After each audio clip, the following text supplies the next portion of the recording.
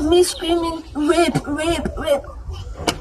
Master, the kind of fire I saw in his eyes, like there was fire from his eyes. I had to scream, fire, fire, fire. I was screaming fire, and then what's up, amazing people, and you're welcome once again to my channel. Thank you so much for clicking this video to watch. God bless you. Thank you so much. If you're about to subscribe, if you have subscribed, if you have stayed subscribed, God bless you so much. And today is a story, something so funny that happened to me. It's funny today, but then it was the most serious issue of my life, like very serious. And I want to tell you about it, and so we can learn one or two things from it. So I was reading the book of Genesis, chapter 39, about Joseph and Potiphar's wife. The most amazing part of that scripture to me was the ranks.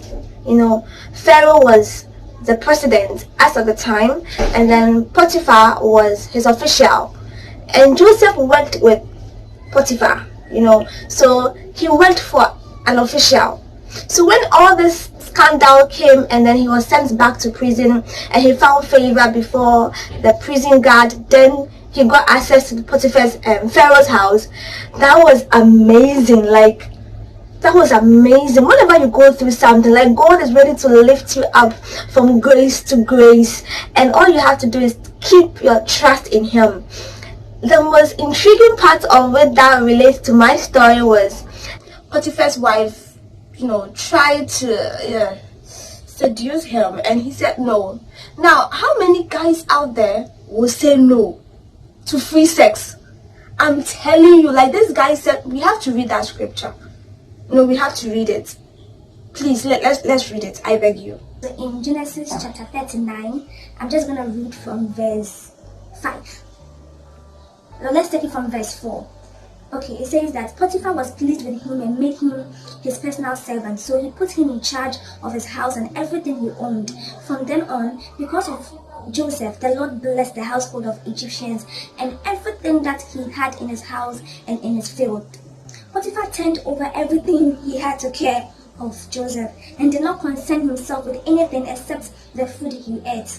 Joseph was a well-built and good-looking, and after a while, his master's wife began to desire Joseph and asked him to go to bed with her. He refused and said to her, "Look, my master does not have to concern himself with anything in this house because I'm here. He has put me in charge of everything he has. I have as much authority in this house as he has, and he has not kept back anything from me except you. How then could I do such an immoral thing and sin against God?" Although she asked Joseph day after day, he would not go to bed with her. But one day, when Joseph went into the house to do his work, none of the servants was there. I'm sure she sacked them. She asked them to leave the house. She caught him by his robe and said, "Come to bed with me." But he escaped and ran outside, leaving his robe in her hand. What does the enemy have of you?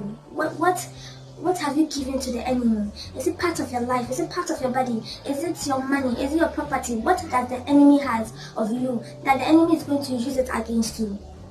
Let's see what happens.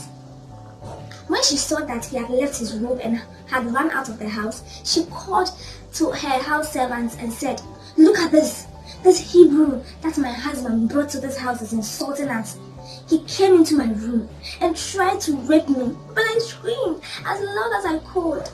When he heard me scream, he ran outside, leaving his robe beside me." She kept his robe until Joseph's master came home. Then she told him the same story, that the Hebrew slave that we brought here came into my room and insulted me. But when I screamed, he ran outside, leaving his robe beside me. Joseph's master was furious, and it was okay for him to be furious.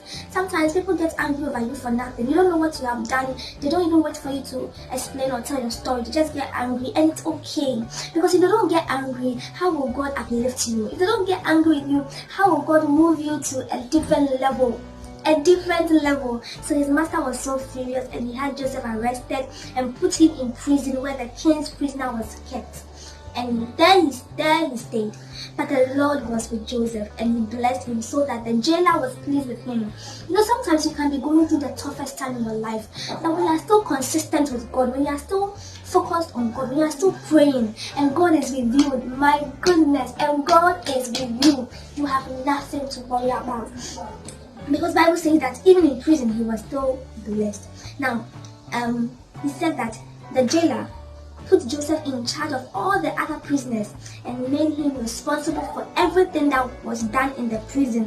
The jailer did not have to look after anything for which Joseph was responsible, because the Lord was with Joseph and made him succeed in everything he did. Sometimes we ourselves, we have to be available for people to have confidence in us. Joseph, I'm sure, was so hardworking, so dedicated. Even though they were not going to pay him a salary, he was still working like his life depends on it. How are you working enough for someone to find favor, for God to help someone find favor with you? That is just by the way. We'll talk about it later. I have as much authority as he in this house. He has not kept back anything from me except you. Now, if you don't know, if you don't have any master now, I'm telling you this, Jesus is your master. And he has placed you in charge of anything else in this world. Except women, if you're not married. Except women, except things that is not your property. That is it. So Joseph was a, oh my, I thought he was what? A well-built and a good-looking guy. Hi! Handsomeness rewards. Now, God's creations has always been nice way back. It's not now that we have seen plenty things that come to flex with your beauty and your handsomeness. People have been properly handsome and properly beautiful. I'm sure Mary was even more pretty because God will not have not so nice like that. You know, God is very selective. Why am I diverting? My mom and dad are divorced for more than 20 years. So sometimes we get the opportunity to live with our mommy or our daddy. So this actually happened when we were with our daddy. So I went to see my dad for some time.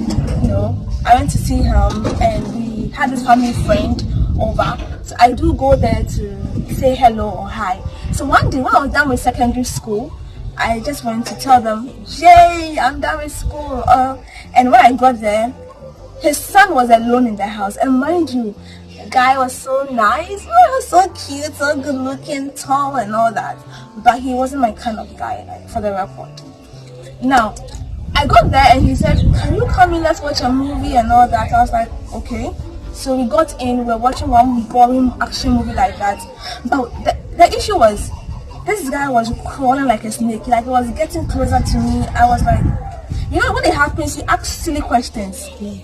What are you doing? Are you about to do that? Can you stop? Are you serious? Can you stop? I was supposed to say stop. I was like, can you stop? And he said no, he can't stop. So he was still crawling like a snake towards me.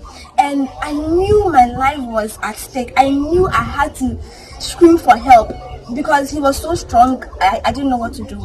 And instead of me screaming, rape, rape, rape, Master, the kind of fire I saw in his eyes, like there was fire from it. I had to scream, fire, fire, fire. I was screaming fire, and then people in the compound, like it was a compound house, people in the compound came. People in the compound came with a bucket of water, sand, just to off the fire. They didn't know the fire was from the guy's eyes. After the whole incident, when they came opening the door, the guy was so confused. I ran. I had to flee because I was not ready to go through that lane. Hey, Master, just like Joseph did, you had to flee. I fled. I ran off. I'm sure they will be chasing me because I called for the fire. But the kind of fire I was talking about wasn't the fire they're thinking of. It was fire for my life. That is what happened. How many of us are willing to run away from such situations?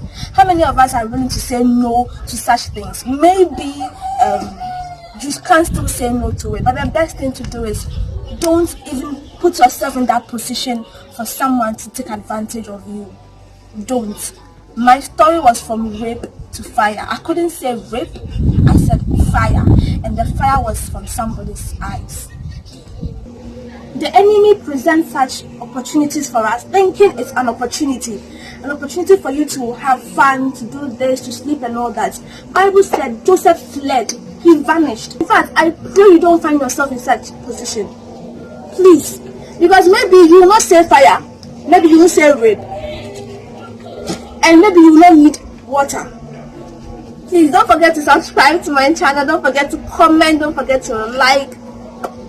I love you.